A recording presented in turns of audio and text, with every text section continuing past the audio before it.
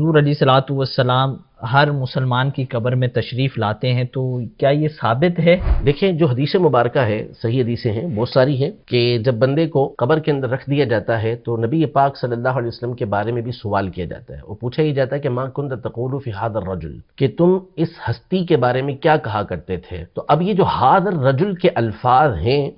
تو ھذا یہ اس میں اشارہ کہلاتا ہے، عربی گرامر کے مطابق یہ اس میں اشارہ ہے، جس کا مطلب ہوتا ہے کہ آپ قریب کی چیز کی طرف اشارہ کر رہے ہیں کہ یہ اگر دور ہوگا تو اس کے لیے آپ ذالکا بولیں گے کہ ذالکا وہ، جبکہ قریب والی چیز کے لیے آپ بولیں گے ھذا۔ اب میں یہ کہوں گا کہ ھذا جوال، یہ موبائل ہے، ٹھیک ہے، میں اس کو ذالکا نہیں بولوں گا، سوائے کوئی اور مصلحت ہو تو ایک الگ بات ہے، ورنہ میں یہ بولوں گا کہ یہ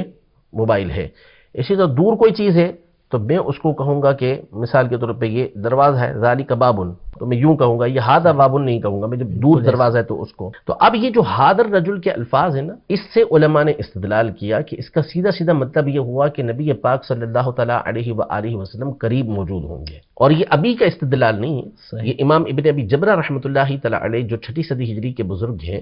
اور بخاری شریف کے شارح ہیں، تو انہوں نے بہجت النفوس جو بخاری شریف کی ایک شرح ہے، اس میں اس بات کی صراحت کی ہے کہ نبی پاک صلی اللہ علیہ وسلم یہ مومن کی قبر کے اندر تشریف لے کر آتے ہیں، اور یہ کوئی استحالہ نہیں ہے، کوئی اس کے اندر محال بات نہیں ہے، کوئی بعید بات نہیں ہے، دور کی بات نہیں ہے، ایسا ہو سکتا ہے۔ جب منکر نکیر ایک وقت میں اتنی ساری قبروں کے اندر جا سکتے ہیں، تو منکر نکیر کے جو آقا ہیں، جن کو اللہ پاک نے مخلوق میں سب سے افضل و اعلیٰ بنایا، یعنی ہمارے آقا صلی اللہ تعالیٰ علیہ وسلم کی ذات گرامی، تو وہ تمام قبروں کے اندر کیوں نہیں جا سکتے؟